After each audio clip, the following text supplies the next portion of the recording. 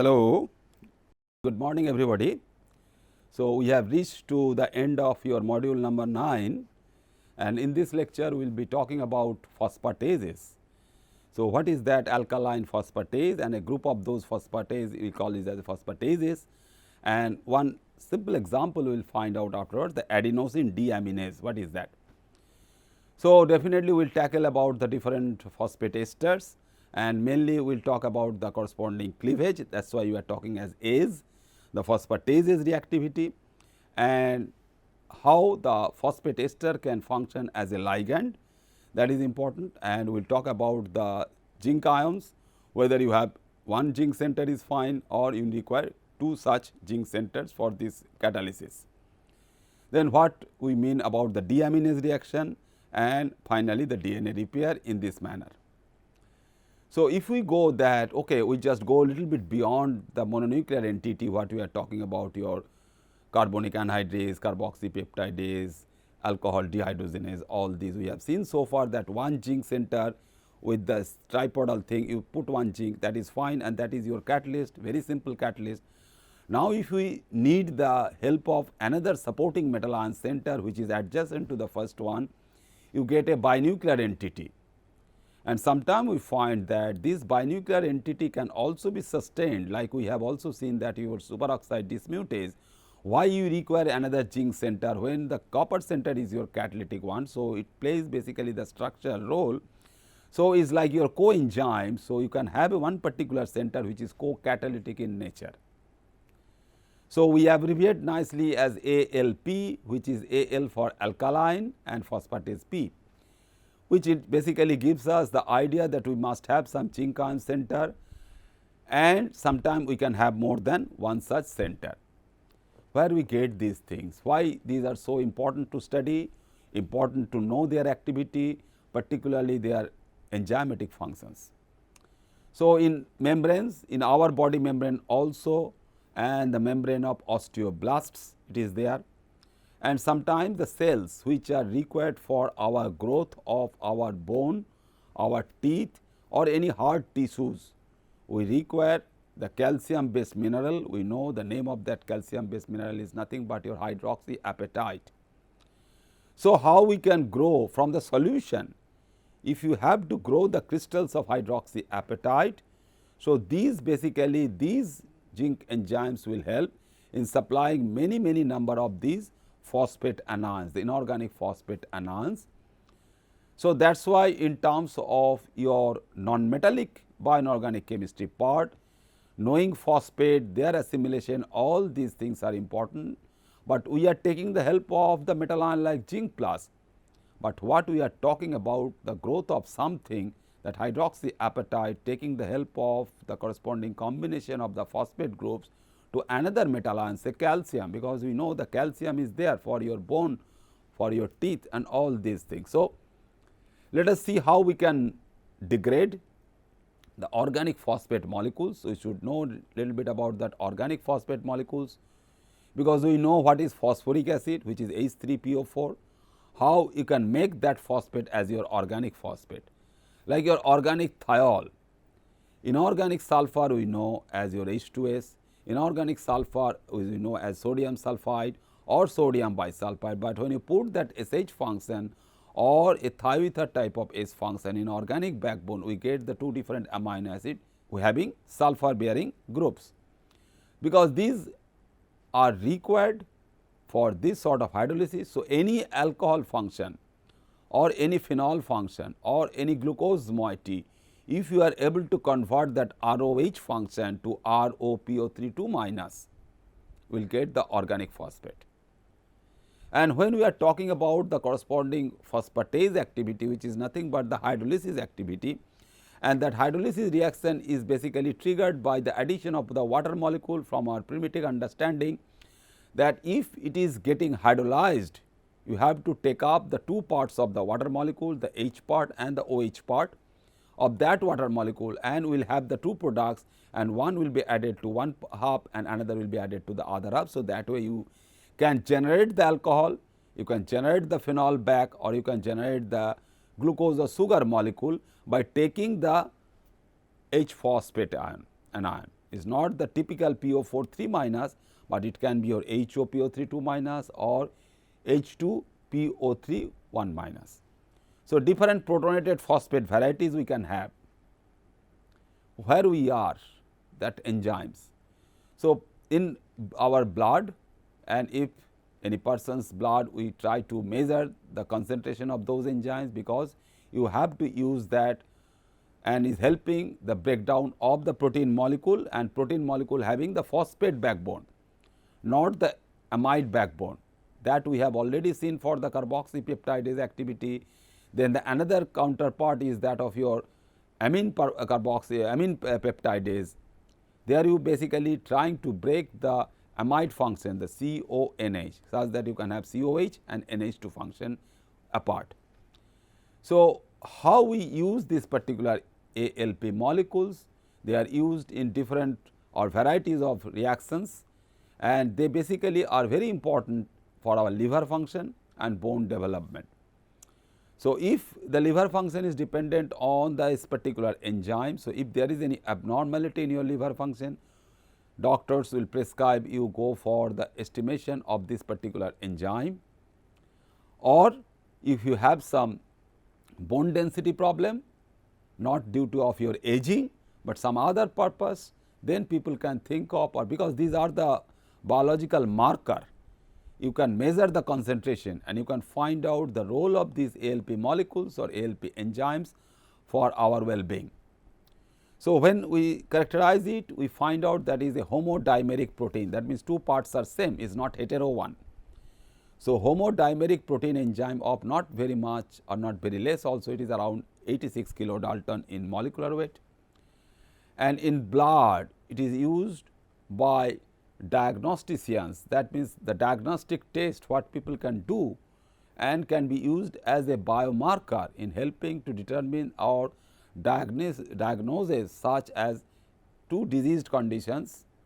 One is known as hepatitis, we know the malfunctioning of our liver, or osteomalacia, which is related to our bone deformation.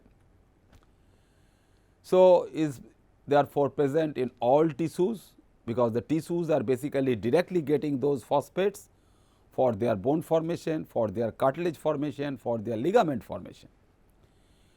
But most of the time it will be concentrated in the liver, in your bile duct, kidney, bone, intestinal mucosa and placenta. So, these are the areas, and we will find that in all these different areas we can have different such phosphatases. Their names will be different, 1, 2, 3 etc. will specialized their presence, and we can find out their working activity. So, as the name tells you, is working or it is functioning in the alkaline medium, that means the basic pH above 7. So, if we find that if you have a working pH of this enzyme is mild alkaline, not very strong acidic one, it is just above 7. If it is 7.5 pH and the base is not so strong, but the concentration of the hydroxide ions from the water medium or the aqueous medium is not so high, only thing that some of these groups of water can be converted to your hydroxide ions. So, we all know that not only the basic medium, but acidic medium can also work nicely for your hydrolysis reactions. That we will see also for another group of molecules where the acidic medium is fine for your activity. So, you have two zinc centers and they are quite long distance, mostly for hemocyanin we know, for any other dinuclear sites we know what are the metal ion distances, but here it is around 4 angstrom apart. Along with these two zinc we can have the magnesium. So, definitely we are slowly making our life complicated by bringing the second zinc center, then not only zinc, another one which is not zinc, which is magnesium, and we all know magnesium also can take some useful role for hydrolyzing your phosphate backbone or the ATP to ADP conversion. So, how the active site looks like, the chemical drawing as well as the structural drawing, we can see that you have a phosphate ion. After hydrolysis, what we see, we have seen now that you have HPO3 2 minus you got. So, that phosphate anion, protonated phosphate anion you can have, and that phosphate anion is your product of that hydrolysis reaction of these alkaline phosphatase molecules. So, once they are formed, the bridging groups which were originally there, maybe some amino acid residue is required for bridging the two metal ion center, or simple water molecule, or the hydroxide function is required to hold these two zinc ion centers. So, that particular point can be replaced by your product of this hydrolysis reaction, which is your phosphate anion. So, you can have a good separation. Why your zinc separation is that big? Why it is not close to 3.4 or 3.5 what we have for your hemocyanin copper distance?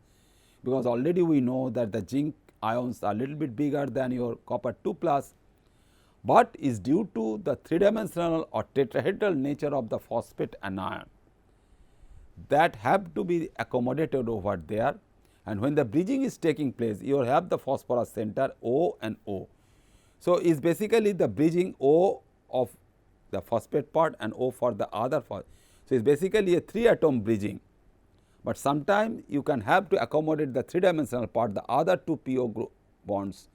Then that is why the distance will change, which is unlike your other 3-atom bridging groups like your acetate. Simple acetate is also OCO bridging. So, if you look at the molecule, then so you will find that amino acid residues, we label it. So, chemical drawing, I will not ask you maybe this particular drawing, but you should know about this drawing. If the drawing is also given to you for alkaline phosphate, you should be able to identify these positions. Even the positions are all vacant, you should be able to fulfill those positions. These are the very simple thing what you can understand. You can play around with this, where you have the histidine, where you have the asp, where you have the other water molecule, and the coordination to the magnesium ion, and why the coordination around zinc is different from that of your magnesium, not only in terms of the groups which are available to coordinate to your zinc center, but also the geometry, the coordination geometry, as well as the coordination environment and the corresponding arrangement, because in your case manganese, you know that is a not a the transition metal ion, is a main group element, but still it is favoring a octahedral coordination.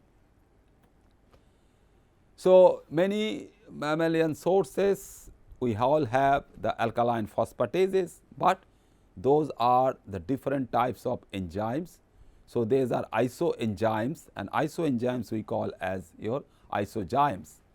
So, when it is available in your intestine and is of a bigger size or the longer phosphatase molecule of 150 kilodalton is known as ALPI, intestine, I for intestine. Then ALPL, so L is for liver, related to liver. So, tissue, non-specific tissues express mainly liver, bone and kidney. Then placental origin is L, LP and PP. Then the germ cell you put G. So, these are the basically the suffix around ALP molecules. And the definition why we call them isozymes, that differ in amino acid sequences, but catalyze the same chemical reaction. So, their origin is different, their positioning is different, but they will all go for the phosphatase activity. And since they are going for the phosphatase activity, but the amino acid sequence is different, that means its origin is different, your ligand backbone is different, though that ligand backbone is holding the metal ion, but if you go for the corresponding enzyme kinetics, you follow the enzyme kinetics, what will you find? When we try to see the enzyme kinetics, we will see that the parameter which can be derived from there, the Michaelis-Menten constant or many other constants we can derive by studying the enzyme kinetics, one such is your Km value. So, they are different, the magnitude of Km, then the rate of the reaction will be different.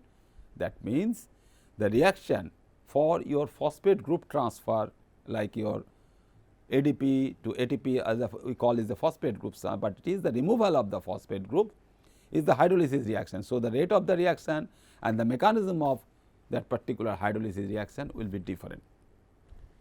So, now we will see, we will talk about two other molecules of more complicated one, but related to that particular ALP molecules. one is phospholipase C and another is nuclease P1, but they all follow the hydrolysis reaction, but your substrate molecules are different. One is phosphatidylcholine. So, choline you know. So, choline is a deuterionic molecule, very important in our system. So, try to learn that also, what is choline molecule, and when the phosphate group is attached in place of your OH function is a phosphatidylcholine, you go for that hydrolysis. Then more importantly, if you have the DNA and RNA molecules and if they are single stranded, they again work on all these things. That is why they are known as nuclease P1. That means showing the phosphatase activity, but on the nucleobases. So, once the name is given to you, you should remember, immediately recall that okay, is nuclease P1, P1 is for the phosphate removal, one of the inorganic phosphate group can be removed from that part, but it will be working on the nucleobases or the nucleotides or the nucleosides. So, this is the phospholipase C. So, if you try to remember the previous one, then you can try to correlate it also, but in this particular case earlier one 2 zinc as well as 1 magnesium, all 3 are connected, interconnected by the bridging amino acid residues from the protein chain. But here you see the zinc, the third zinc in phospholipase C is sitting quite far, little bit away, but there is no such common amino acid residue which is bridging the third zinc to that of your second or the first zinc. So, it is isolated one, and all the zinc centers are having coordination number of 5 and they are basically remaining like this, which is critically observable for the third zinc, the Zn3, which is trigonal bipyramid in nature in terms of its geometry. If you go for the nuclease P1 is mostly related, and you can have the differences in the corresponding the mononuclear one, the mononuclear zinc environment, the amino acid residues, the change in the amino acid residues, but interestingly you will find that in case of binuclear zinc you have a bridging water molecule. Many times I have told you that when you do not have the hydroxide of bridging between these two metal ions, you can have the water bridging between these two metal ion centers. But for this mononuclear part in nuclease P1, you see in the trigonal bipyramidal geometry you have 2 different types of water molecules. One is the basal water, another is the apical water. So, their reactivity pattern for these 2 water molecules will be typically different if at all this zinc center is responsible for your hydrolysis reaction.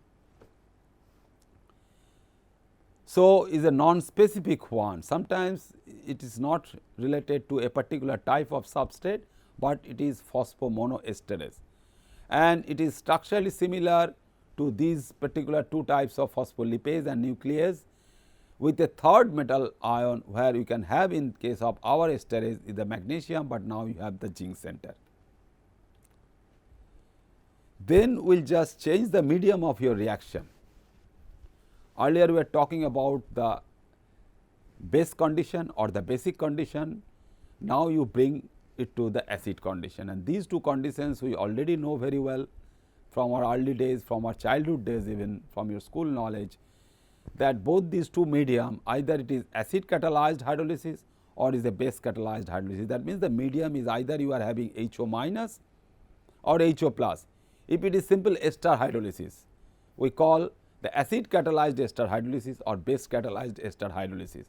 Now it is instead of simple organic ester, now it is little bit we can call it as inorganic phosphate based ester. Why? The name is purple acid phosphatases. So, first from the right hand side you try to learn it, we can call it as a PAP is a very good abbreviation for many other big molecules also. The ligand molecules we call a very simple organic molecule which is also abbreviated as PAP, which is phenyl azopyridine. So, in which context we are using that and why we are going for this abbreviation, because we do not waste our time in writing so many letters in placing the thing. That is why when you tell this thing you write PAP, it is your purple acid phosphatase. So, why the acid medium and why it is purple? So, it in acid medium your pH value you can have, but the color origin is simply that of your understanding what we learnt earlier in our again our college days, that how you detect the presence or the unknown sample of phenol. We take the help of ferric chloride. We put one drop of dilute ferric chloride in a phenol solution. We know that is there will be red violet coloration or the purple coloration. That is due to the charge transfer transitions. Similarly, if you have the tyrosine residue, so there will be some tyrosine residues will be available, and that not only signifies the presence of your tyrosinate anion, but also the presence of your iron in the trivalent state. So, that is why you get the corresponding transition. So, ligand to metal charge transfer transitions we see, sorry, this is covering the part. So, this concentration as at what particular point, so is around 500. So, we have now for this, what is the difference? This the PAP molecules are different little bit, and they are different in the form that what they have, that both of the iron centers are the iron. So, that is little bit a different one, and if you can have mammalian PAP, it is iron center like your hemerythrin molecules. But if you go for any plant origin like your kidney bean purple acid phosphatase, where you have the zinc. That is why we are bringing this, we are giving this example under the category of zinc ions enzymes or zinc metal enzymes, but we take the help of another metal ion. So, that is why it gives a typical example of heterodinuclear system. But what are there? You have the bridging hydroxide group and bridging aspartate group. So, you can have the occurrence in plants, and you can have the reducible iron center replaced by zinc or by manganese in this purple acid phosphatase. So, if you have the phosphorylated protein, which are very important for signaling process also, and in bone maintenance also, that means you need to have the corresponding removal of phosphate from some point and incorporation of the phosphate in the hydroxyapatite molecule. So, what is that active site? So, active site of that acid phosphatase from the sweet potato origin is only different. So, now it is basically iron manganese that can be reconstituted if you have iron and zinc. The zinc center can be substituted by manganese also, such that spectroscopically or even for X-ray structure determination you can monitor nicely that particular active site. So, isotopic metal ion substitution is possible, that is the original one. You have the iron zinc center can be substituted by manganese also, and is held nicely by the hydroxide bridging from the top, here it is from the right, and by the corresponding amino acid residue, and amino acid residue you see that N-his is written, is not N-his, is not histidine, is the wrong one. It is basically the carboxylate end. So, the carboxylate end will be there for your bridging, and N-his your terminal one. So, do not confuse between these two adjacent positioning of these two groups. So, the carboxylate CO function, that aspartate origin is going for your bridging purpose. So, the original one, original active one, and the substituted metal ion one thing are there. Now, how the reaction goes in stepwise manner, from the very simple reaction, it is the hydrolysis reaction, but when it is metal ion catalyzed, your thing will be very much complicated when you have to propose the catalytic cycle. So, you can start from some particular place where you have the iron and other metal ion. It can be either zinc or it can be your manganese, or sometime in your human thing, human PAP is basically iron center. But you require a binuclear motif, and that binuclear motif, when it is there, and one of the amino acid residue what is bridging you, there we have seen that is the aspartate residue. The aspartate residue is bridging these two metal ion centers, and that aspartate residue is, if it is not there, that will be occupied by the phosphate group or the from one other part of the phosphate groups. So, the phosphate group is coming over there, and if you can see that okay, I have the originally from the top left, basically you see that the typical inorganic phosphate is there, and which will be replaced by your organic phosphate group, that means RO PO3 2 minus. So, organic phosphate we are getting, we are releasing inorganic phosphate. So, that is why the curly arrow, red arrow is giving what you are taking. We are taking in acid medium the organic phosphate, and you are releasing the protonated inorganic phosphate. So, that organic phosphate you have to bring close to those two metal ion centers, the iron as well as this M. So, Fe and M you have to bring from here. So, this Fe you have, and then you have the M, and already you have one bridging group, that means the hydroxide group is there. So, that hydroxide group you cannot remove from there. So, that will be remain there. Now, thing is that you have to break the corresponding RO function. So, that RO function that can be there, then R is there. So, another residues will be coming from the lower part also. The positioning of the organic phosphate group, then the attack of this particular one. So, the two metal ion centers are basically responsible for holding whether you have inorganic phosphate, the product molecule, or the organic phosphate.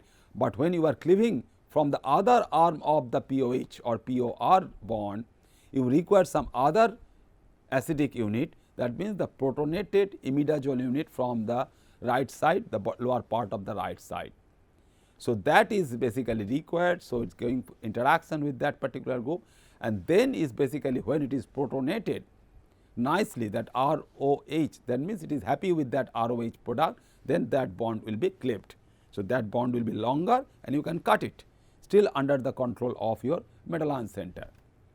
So, lastly we will just quickly see what is called about the deaminase. I told you that how it is responsible for your DNA or the RNA business also. So, you have to take out the amine function from the adenosine, and it has corresponding typical EC number, which category it is coming. So, 3.5.4.4 in purine metabolism. So, purine we know that the nucleobases and those purine type, one type adenine and another purine you should know.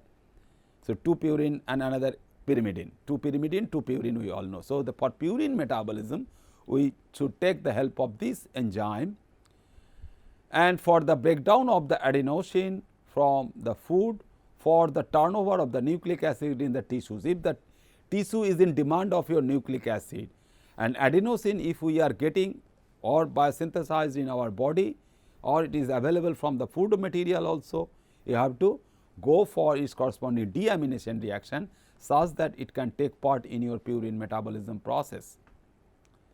So, it is basically the very fundamental working principle for this in the development and maintenance of our immune system is very important, particularly during this corona period also. We are every time we are talking about the immune system. It is not only the zinc which can increase your immune system, but your immune system is always important. There are very important molecules we call immunoregulatory molecules. So, ADA. So, this ADA active site you are zinc, and the coordination sites fulfilled by the other amino acid residues. You have 3 histidine residues and 1 aspartate residues. So, altogether 4 as well as the water molecule if you have. So, you will have the 5 coordination sites occupied around this zinc. So, irreversibly is basically deaminates the adenosine, like the sugar units, we sometimes the sugar can be converted from OH to H. Here is we are converting NH2 to O, C double bond O. So, CNH2 is their molecule, and you have to convert the top NH2 functions, only one NH2 function is there. So, it is easy to remember also nicely that I have to remove that NH2 function. If the remaining part if you write as R, RNH2 is typical example of your organic molecule. So, that RNH2, and if you take the adjacent carbon of that R, then that will be converted to a ketone in this particular molecule. So, adenosine will be converted to inosine. When the amine function is not there, it will be simply inosine with that of your sugar molecule attached to it. So, you have the ribose sugar still present with it. So, is there basically therefore a repair protein and has a all coordination site fulfilled cysteine residues also sometime. You can have the histidine residues also sometime depending upon its origin or the working for the different places. So, if you have this deaminase protein and then another one is your repair protein, therefore, there you have the histidine residues and now you have all sulfur residues for coordination to your zinc center. And when this particular one is a stereospecific addition elimination reaction via tetrahedral intermediate, we see that this enzyme is therefore required for your DNA repair work, and we can also be used for your description where the DNA is modified. So, you have this non-acute functional zinc ion site, ADA protein is achieved for repairing work and how it is repairing. So, you take all sulfur zinc environment and the cysteine sulfur is already coordinated to zinc site, but that can take up the methyl group from your already present methyl group in the phosphate backbone. So, that movement of the methyl group from your phosphate backbone to that of your sulfur. So, sulfur group of the thiolate group attached to your zinc center can take up and it will be converted from cysteinate sulfur to a methionine type of sulfur, where you have the corresponding ether function S minus will be converted to SMe. So, that is why when it is bound to your zinc center, we show the basically the charge, but it is not required. The thiolate can be converted to thioether. So, what we have seen in case of your purple acid phosphatases, you require a heteronuclear system or a iron-iron system, and you can have the terminal hydroxide ligand, and in case of zinc we have the aco ligand. That is why you can also understand in that way that the iron cannot sustain the water coordination, it immediately go for deprotonation giving you the hydroxide group, but zinc can sustain that water coordination.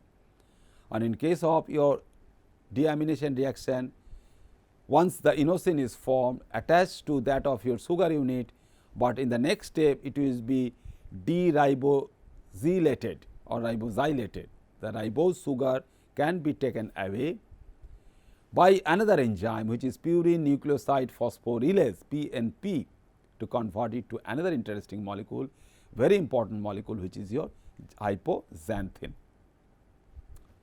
So, we will start studying after immediately can be studying from this class also the phosphatases from the Wikipedia page and the book with you.